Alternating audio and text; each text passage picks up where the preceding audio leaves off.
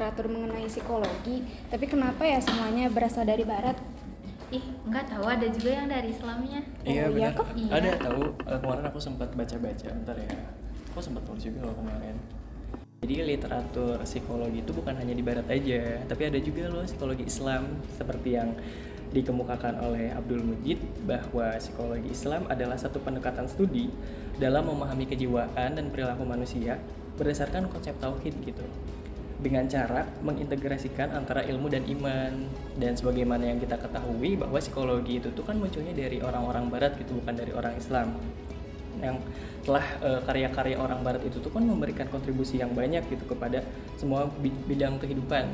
Karena sekalipun cara berpikirnya sekuler yang memisahkan agama dari ilmu pengetahuan, sehingga itu tuh memberikan para ahli psikologi tuh yang beragama Islam tuh merasa kurang puas gitu akan dengan teori-teori yang ada, karena dipandang bisa menyesatkan umat. Kemudian menurut Jumhana Bastaman juga menjelaskan psikologi Islam itu adalah sebuah psikologi yang memiliki karakteristik dan identitas yang semuanya bermuara pada nilai-nilai Islam.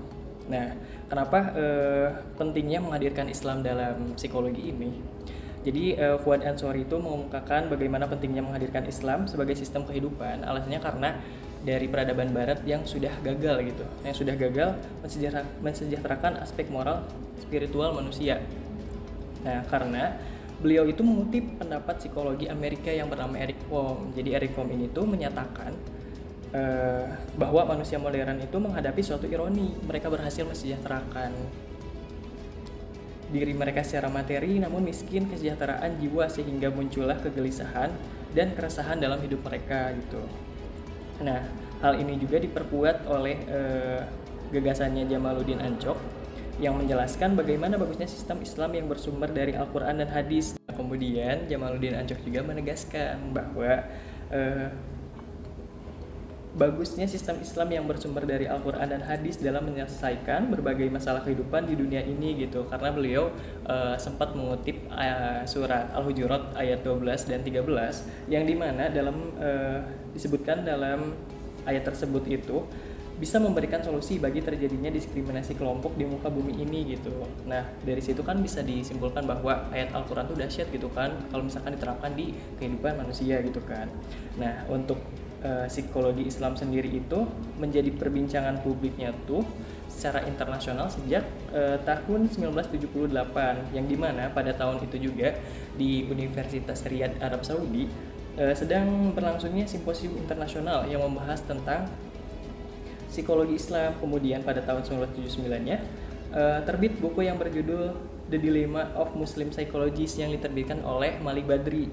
Nah, dari kedua hal tersebut, simposium internasional dan terbitnya buku tersebut, itu tuh menjadi batu loncatan bagi psikologi Islam gitu.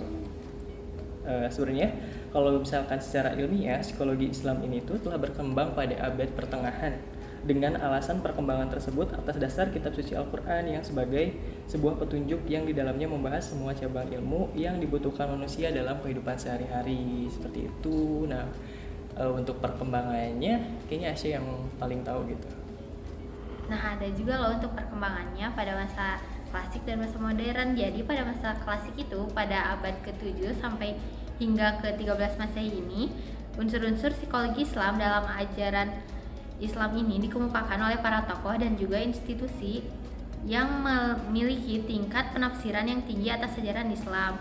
Nah, penafsiran ini dilakukan dengan tujuan untuk membentuk perilaku manusia, yaitu menjadi kepribadian yang memiliki nilai-nilai kesehatan, keadilan, dan juga kebenaran. Nah, dan juga untuk masa modernnya, yaitu pada abad ke-20 Masehi, psikologi Islam ini muncul sebagai bentuk ketidakpuasan dari para psikolog muslim terhadap teori-teori psikologi yang dikemukakan oleh psikolog di dunia barat. Nah, pengembangan kajian psikologi Islam ini baru dimulai sejak awal periode tahun 1960-an. Nah, untuk implikasinya juga udah mulai muncul. Sekarang banyak psikolog di Indonesia ini yang memakai dalam praktiknya itu mereka itu memakai landasan psikologi Islam untuk menangani kliennya gitu. Nah, dan terbukti juga sekarang ini berhasil dan juga bermanfaat. seperti itu. Wah, berarti emang psikologi itu nggak cuman literaturnya dari barat doang ya, Iya. dan juga implikasinya juga banyak yang belum kita ketahui sampai sekarang. Iya, Yaudah. seperti itu.